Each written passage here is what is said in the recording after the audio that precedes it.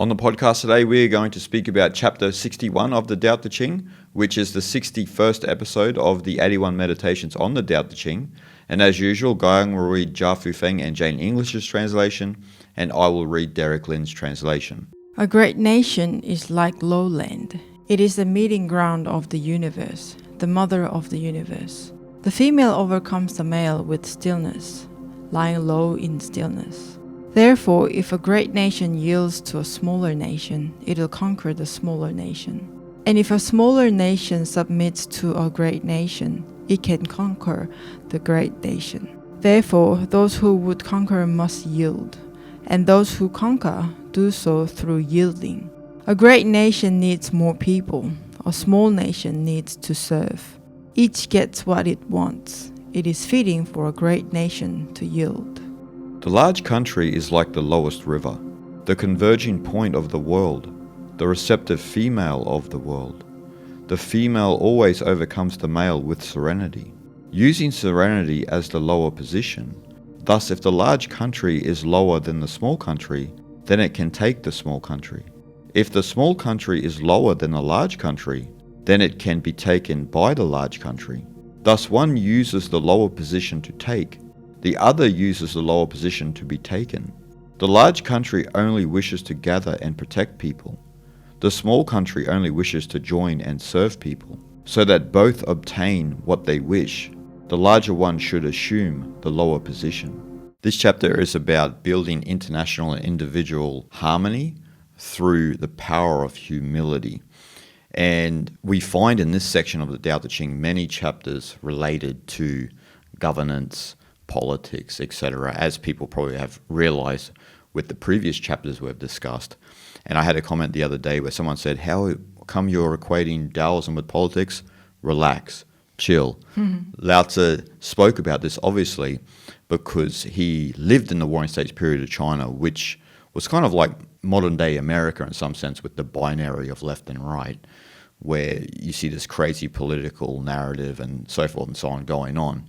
And so Lao Tzu had to contest with that in his time. So he was writing also for rulers and leaders at that time in what it takes actually to follow the Tao. In that time, during the Warring States period, so that the states had some sort of diplomacy. And so he was adding that. So you'll find in this section of the Tao Te Ching a lot of chapters focused on that. Towards the end of the Tao Te Ching, obviously, we get out of this rhythm, but there is this section of the Tao Te Ching which is focused on governance.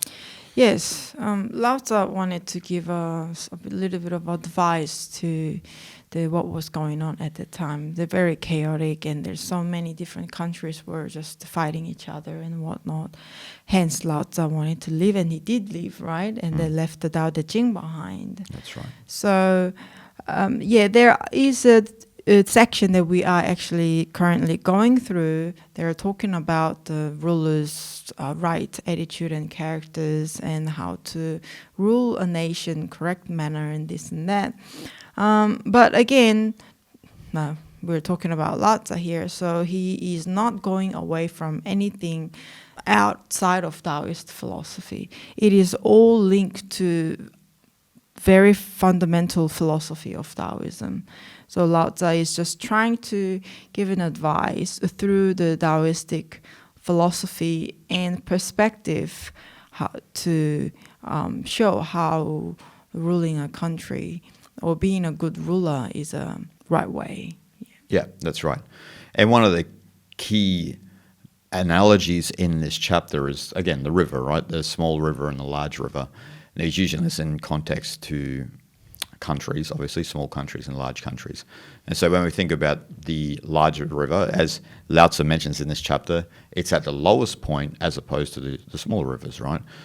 But if we look at rivers in general, where we have all these tributaries that all sort of run slowly into the larger river, they're coming from a higher place and going into a lower place. So you have this, again, this water analogy in Taoism, where water is the softest element in nature, but paradoxically the most powerful. So water seeks the lowest places. It moves to what is low. And so Lao Tzu's perspective all through the Tao Te Ching is that this is not only on an individual level, but this should also be practiced at a collective level.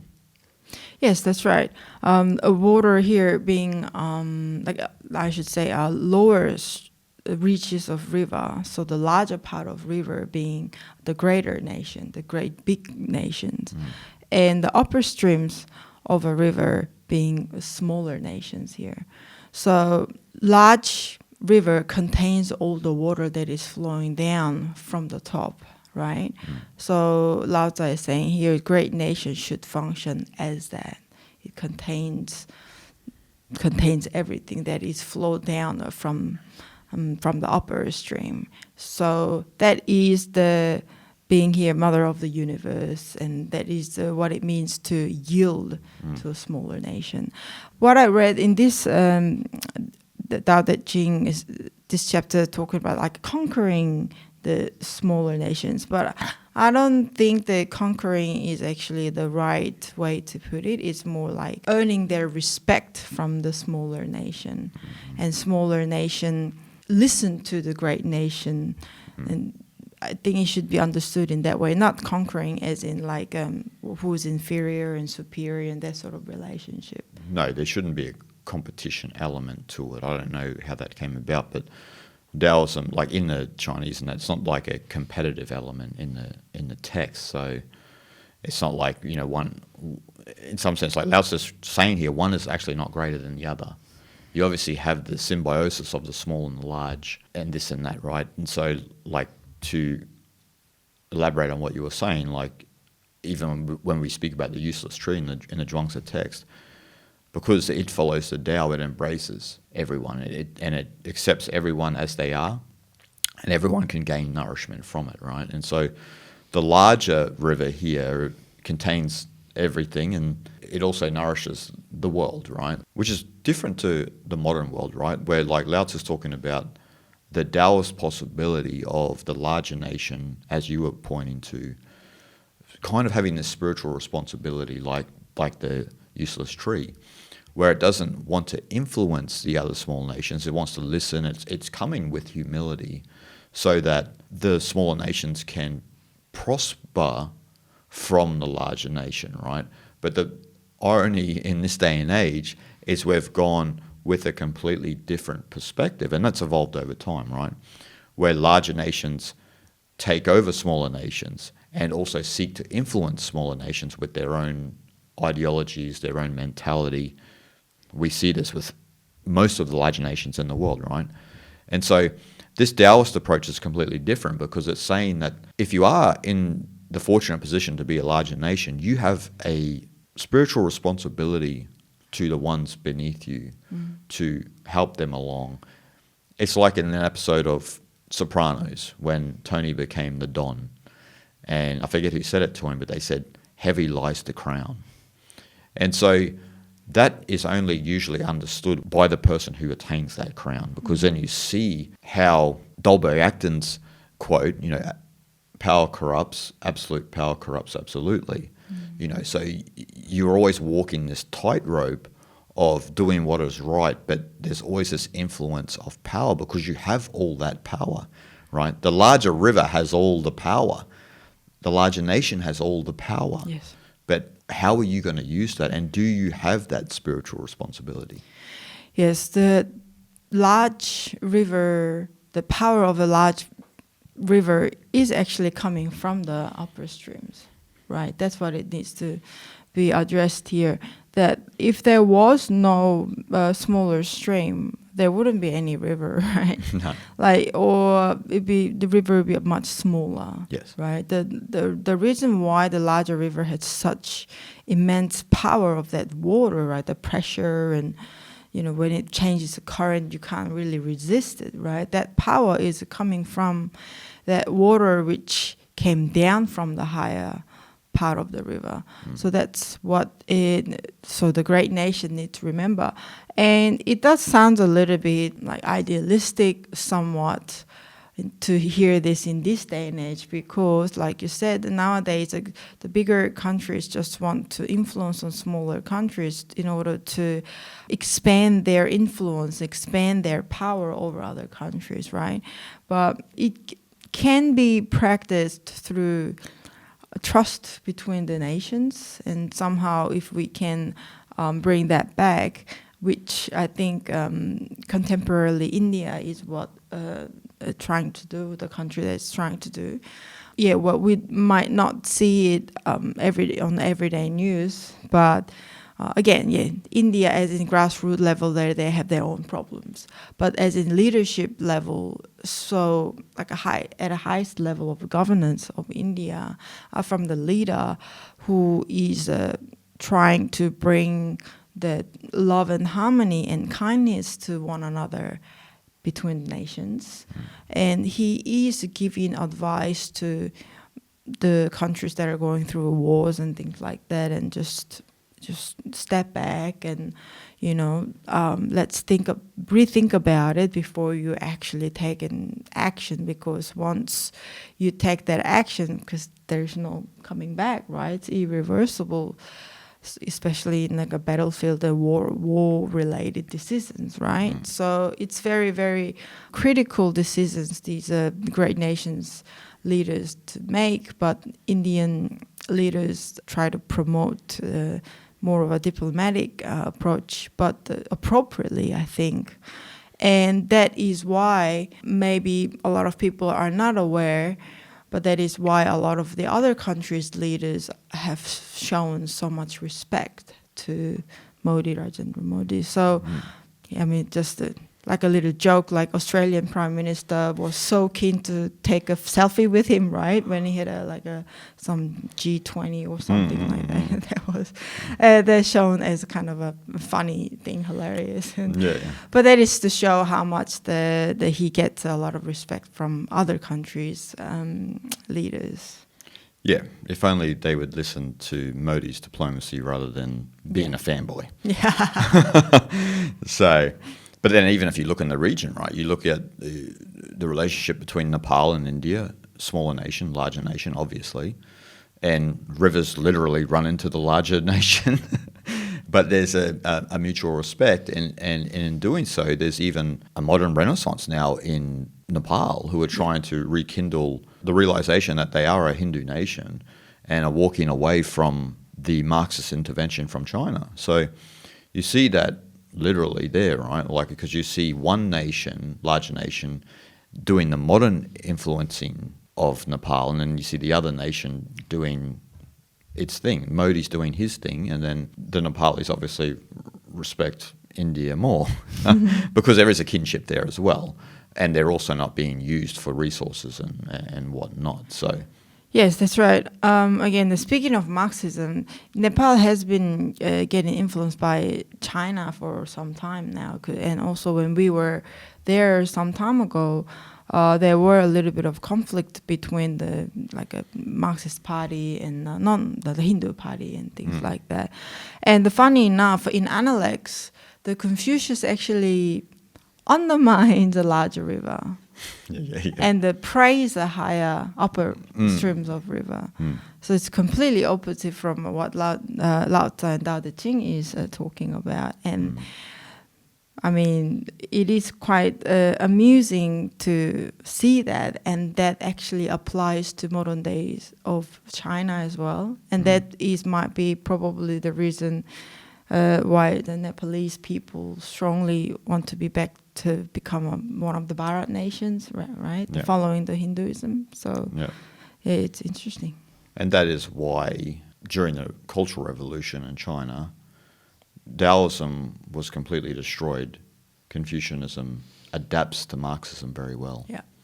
So you have that minority appeasement at the expense of the majority and this and that, like the gaslighting of the majority, I should say. And so Taoism has gone into the corners of the room in China, and still Confucianism is the primary ideology, primary mentality all through China, obviously Korea as well, and Japan.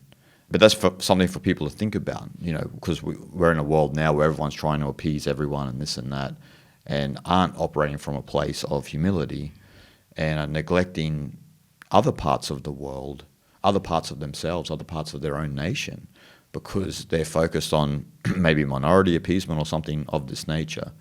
And so that is not a symbiotic relationship. And so a symbiotic relationship, obviously, is to love and appreciate both the smaller and the larger. It's the same as us in the cosmic level, right? We are the microcosm of the macrocosm. You can't neglect that relationship. Yes. Because, we aren't going to win that war. That's for damn sure. And most of us don't neglect that because it's an intuitive sense we have.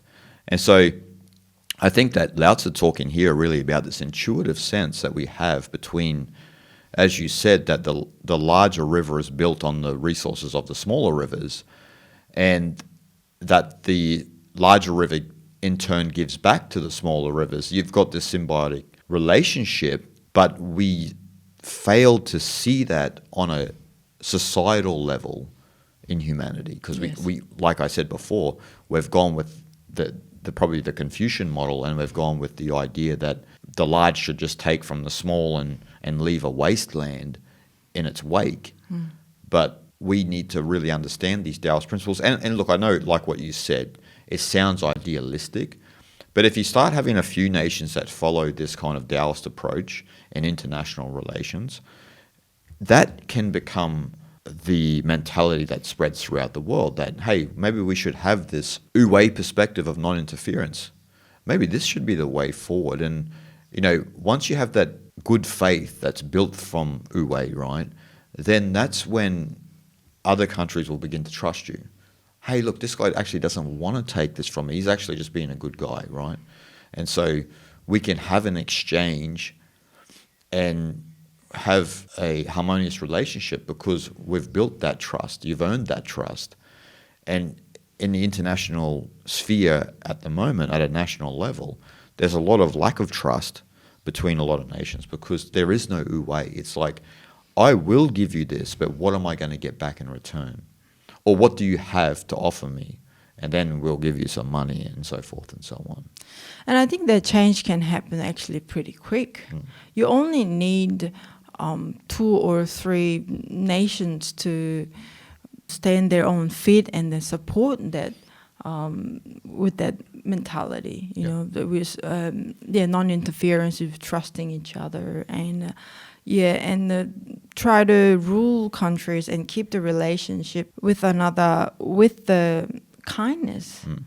And once only the 2 or 3 countries start doing that, and I don't think it's gonna take that long, because people will resonate with that easily, and that just makes sense, right? And makes sense, not only just making sense, it also brings harmony and peace in the grassroots level as well. And that, I don't think, again, it's not gonna take that long. Yeah. Well, what's the alternative? Yeah. People never talk about what the alternative is. And we've already started going down that path of what the alternative is. And the end result is the annihilation of the human species. That's what the end result is, because what other conclusion can you come to? If you don't have good diplomacy, you don't have good relations with each other, then it's only going to keep festering. And the universe has got time. We don't outlast the universe. The universe witnesses us evolve and evaporate before its very eyes. And so we can align with the cosmic way, which is the Tao, and the essence of that is wu-wei, or we can continue down this path that we've forged for ourselves. Yes. Yeah, universe also doesn't give what's good or bad either. No. We only value that. Yep.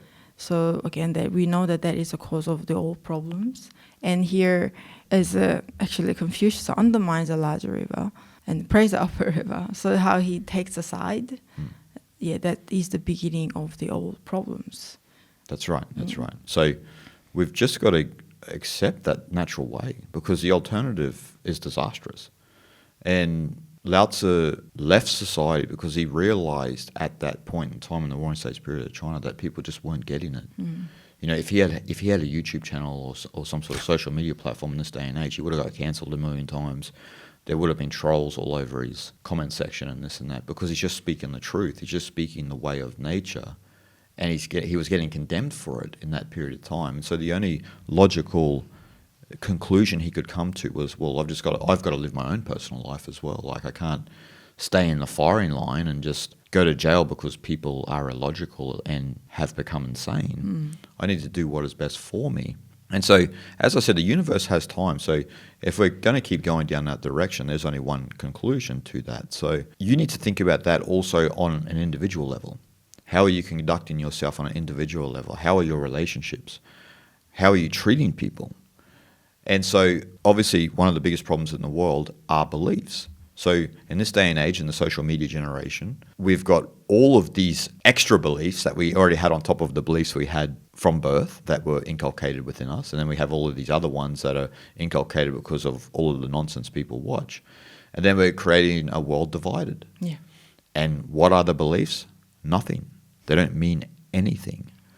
Taoism is a technology to dissolve the identity. And so if you're continually adding things to yourself, you're continually adding beliefs to yourself, you are continually splintering humanity into a million pieces. Yes. That's what the 10,000 things are in the Tao Te Ching. The 10,000 things are the splintering of reality into many things, the manifest world. Yes. And not just the manifest physical world, the world we manifest within our mind, this illusion we manifest within our mind. And so we can't have a harmonious world if we're continually splintering ourselves. We're splintering the one into many constantly. Taoism is that technology to come back in harmony with the one. And so when then you're in harmony with the one, your essential nature is Wu Wei. And you allow people to run their own course and be as they will. That's right. Yeah, so in this chapter that talking about also the smaller nations' role here, right? So instead of trying to be a big man or have a louder voice, Lao Tzu is saying that just to follow where the water should flow, right? Being just like going from up to down, obviously, and then being a smaller river, just to follow the way of nature, meaning listening, and here actually says serving to the great nations. And again, in this chapter talking about female and male, right? The female overcomes male with a stillness, right? And I think that should be precisely be said as a feminine principle and masculine principle. Or just simply yin and yang would be a better way to explain that line, I think. Again, just like a yin-yang symbol, as everyone knows, the true yang is within the larger yin, and true yin is a larger yang, right? So that applies to this chapter perfectly, right? So larger country, great nation, following the yin, being the bottom of the river, that contains it all, and respect that power that comes from the high, right? Yep. And then smaller nation being a yin and following its nature and serving its natural role, then creating the immense power, which is yang within the yin. Yep. Yeah. But that requires humility, see? That's the power of humility. As you said, like if the smaller nation serves and follows its own inherent nature, then it's naturally humble.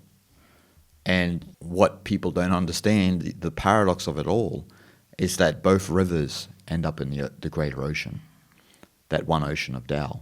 And so they were never separate from each other. They were never separate from the ocean. But we've built this illusion that small nation, large nation, different. That relationship, that person, different. No, it's a symbiotic relationship. Yes. And so the sooner we realize that the fundamental nature of the world is oneness, the real reality is oneness, the sooner we will resolve all of these problems that we believe we've had for thousands of years, but that don't really exist at all. So guys, we hope you enjoyed, and we'll see you guys next time.